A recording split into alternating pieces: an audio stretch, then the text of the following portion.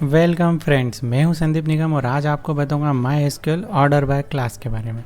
देखिए, जैसा कि नाम से ही समझ में आ रहा है, ऑर्डर बाय यानी कि हम किसी पर्टिकुलर कॉलम के बाय पे कुछ ऑर्डरिंग करना चाहते हैं यानी कि उसका जो ऑर्डर है, जो जिस सीक्वेंस में वो डेटा आ रहा है उस सीक्वेंस पे जमाना चाहते हैं। आपके पास वही एग्जांपल है जो मैं हमेशा लेता हूँ, कस्टमर नेम, आइटम, क्वांटिटी और रेट।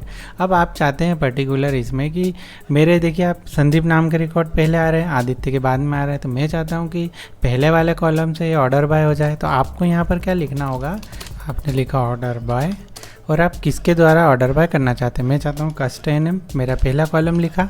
आप जैसे ही यहाँ पर एग्जीक्यूट करेंगे तो आप देखेंगे, देखिए मेरे जो आईडी चेंज हो गई, क्योंकि मेरे जो रिकॉर्ड है वो आदित्य पे ऑर्डर हो गए, ऑर्डर बाय आदित्य से हो गया।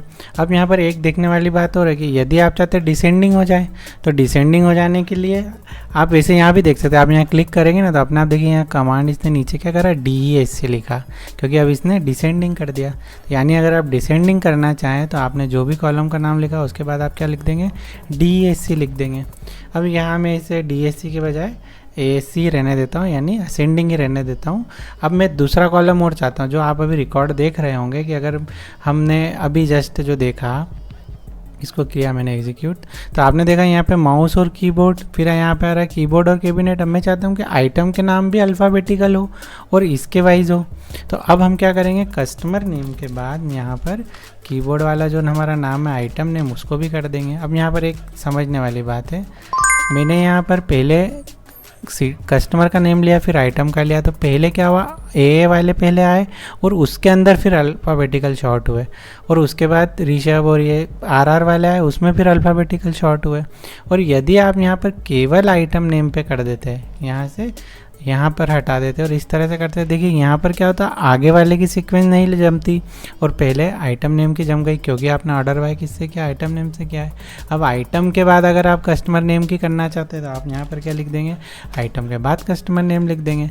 तो पहले ऑर्डर क्या हो गया, आइटम पे ऑर्डर हो गया, मतलब पहले ये अल्फ़ाबेटिकल जमे, फिर इनके अंदर ये अल्फ़ाबेटिकल जमे, इनके अंदर आप और कुछ जमाना चाहते हैं तो आप उसको कॉमा लगा के लिख सकते हैं।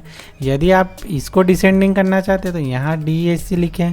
यदि आप इसके साथ साथ इसको भी करना चाहते हैं तो यहाँ DESC लिखें। ASC लिखना ज़रूरी नहीं होता, क्योंकि ASC बाय डिफ़ॉल्ट होता है, DESC आपको लिखना होता है। तो आप ऐसे कितने ही कॉलम को असेंडिंग डिसेंडिंग कर सकते हैं। यानी ऑर्डर बाय हमेशा सबसे आखिरी में सबसे नीचे ही लिखा जाता है। आप ऊपर जो जो भी क्यूरी लिखें वो लिख सकते हैं। हाँ, एक और जो मैं अधिकतर देखता हूँ जो भी एग्जीक्यूट करते हैं SQL को, तो एक छोटी सी मिस्टेक आती है। हम क्या करते हैं, इसको 2 बार कर लेते हैं। मैंने यहाँ पर ये लिखा और एक बार मैं इसको और ही लगा देता हूँ, यूनियन ऑल।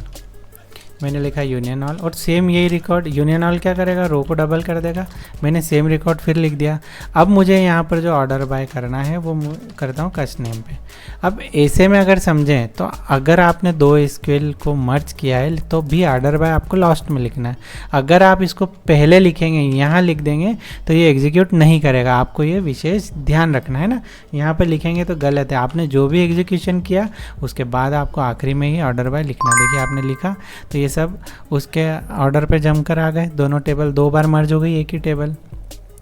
एक और क्यूरी मैंने देखी है जो अधिकतर आती है, वो ये आती है कि आपने क्या करा कि ग्रुप बाय कर दिया। ग्रुप बाय कैसे किया कि आपने आइटम नेम को लिया, कामा लगाया मैंने, आइटम नेम लिया, यहाँ पर आपने आइटम नेम लिया और आपने इसे सम कर दिया क्वांटिटी को सम करके एक टोटल क्वांटिटी करके आपने कॉलम बना लिया, है ना। यूनियन ऑल में 1 मिनट के लिए हटा देता हूँ।